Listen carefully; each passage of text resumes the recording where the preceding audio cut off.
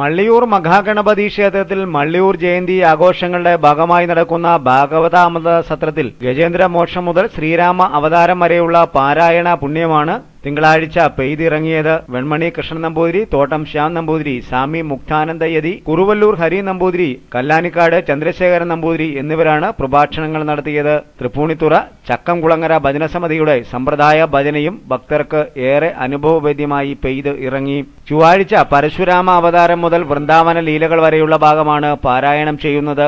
Venmony Krishnan Namboothiri, Sarath P Nath Kottayam, Parakode Krishnan Namboothiri, Perumpally Keshavan Namboothiri എന്നിവരാണ് പ്രഭാഷണം നടത്തുന്നത്. ഷഠനാഥ ഭാഗവതരുടെ സംഗീത പ്രഭാഷണവും നടക്കുന്നുണ്ട്.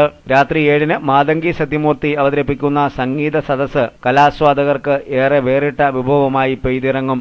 30-ന് രാസലീല മുതൽ ആരംഭിക്കുന്ന പാരായണം രുക്മിണി സ്വയംവരത്തോടെയാണ് സമാപിക്കുന്നത്. വയമ്പ്രം വാസുദേവൻ നമ്പൂതിരി, പറക്കോട് വാസുദേവൻ നമ്പൂതിരി, പെരുമ്പള്ളി കേശവൻ നമ്പൂതിരി, വെൺമണി കൃഷ്ണൻ നമ്പൂതിരി, അവണൂർ ദേവൻ നമ്പൂതിരി എന്നിവരുടെ പ്രഭാഷണങ്ങളാണ് 30-ാം തീയതി ക്രമീകരിച്ചിരിക്കുന്നത്. ഭാഗവത അംശജയന്തി ദിനമായ 2-ന് സത്രമണ്ഡപത്തിൽ സമർപ്പണ പൂജ നടക്കും. ഭഗവത്ഗീത പാരായണം, ശ്രീകൃഷ്ണാവതാരം സമർപ്പണം, വെൺമണി കൃഷ്ണൻ നമ്പൂതിരി, പെരുമ്പള്ളി കേശവൻ നമ്പൂതിരി എന്നിവരുടെ പ്രഭാഷണങ്ങൾ എന്നിവയും നടക്കും. രാവിലെ 9-ന് ചെങ്കോട്ട ഹരിഹര സുബ്രഹ്മണ്യൻ നയിക്കുന്ന സമ്പ്രദായ ഭജന, തുടർന്ന് ഭാഗവത ഹംസജയന്തി സമ്മേളനം, ശങ്കരസ്മൃതി പുരസ്കാര പ്രഖ്യാപനം, ഗണേശ പുരസ്കാര ദാനം, ഭാഗവത സന്ദേശയാത്രയുടെ ഉദ്ഘാടനം എന്നിവയാണ് പ്രധാനമായും ക്രമീകരിച്ചിരിക്കുന്നത്.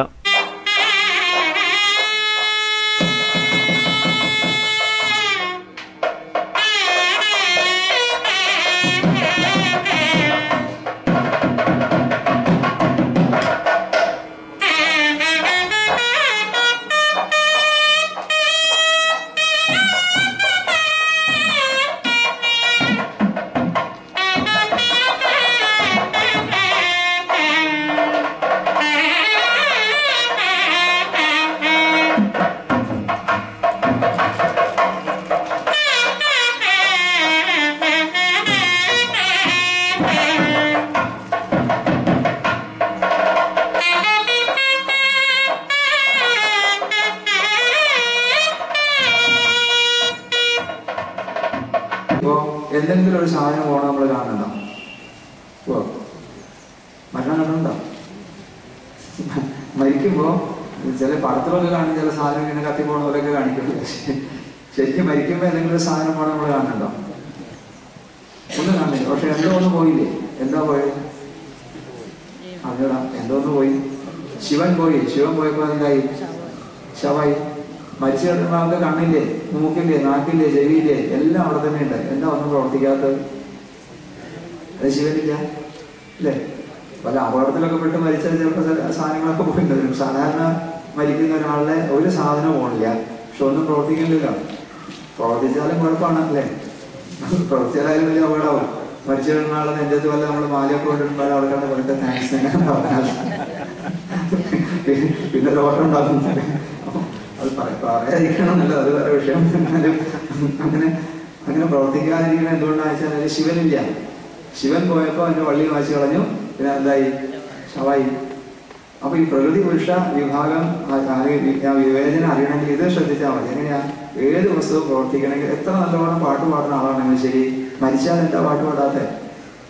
എത്ര നല്ലോണം പ്രസംഗിക്കുന്ന ആളാണെങ്കിൽ ശരി, മരിച്ചാൽ പ്രസംഗിക്കില്ലല്ലോ. അപ്പോ ആ ശരീരത്തിനെ പ്രവർത്തിപ്പിച്ചത് ആ ചൈതന്യല്ലേ? ഇതിനെ തിരിച്ചറിയാൻ വളരെ വിഷമമാണ് നമുക്കൊക്കെ. ഏതായാലും ഈ വേർതിരിവ് ഉണ്ടാവണമെങ്കിൽ ഭക്തി കൊണ്ട് തിരിച്ചറിയാം എന്ന് പറഞ്ഞു. അപ്പൊ ഭക്തി കൊണ്ട് ഇത് അറിയുള്ളൂ. ഇനി അറിഞ്ഞാൽ മാത്രം മതിയോ? ഞങ്ങളുടെ പ്രശ്നമുണ്ട്. ഈ അറിവൊക്കെ നമുക്കുണ്ട്. ഭാഗവതം വായിക്കുന്നവർക്കും നാരായണീയം വായിക്കുന്നവർക്കും ഗീത പഠിക്കുന്നവർക്കും ഒക്കെ ഈ പ്രകൃതി പുരുഷ വിവേചനമൊക്കെ മിക്കവാറും ഉണ്ടാവും. പക്ഷേ മനസ്സെവിടെയാണ്? അവിടെയാണ് പ്രശ്നം. അറിവുണ്ട്, പക്ഷെ മനസ്സെവിടെയാണ്? പ്രകൃതിയിലാണ്, പുരുഷനിലാണ്. ആലോചിച്ചോല്ല. നമ്മളിതൊക്കെ കേട്ടാലും നമ്മളുടെ മനസ്സ് പോകുന്നത് പ്രകൃതിയിലേക്കല്ലേ, പുരുഷനിലേക്ക് പോകണില്ലല്ലോ. ആ ഭാവത്തിൽ ഉറക്കണില്ലല്ലോ മനസ്സ്. ആ ഉറപ്പ് വന്നാലേ അറിവുകൊണ്ട് പ്രയോജനമുള്ളൂ.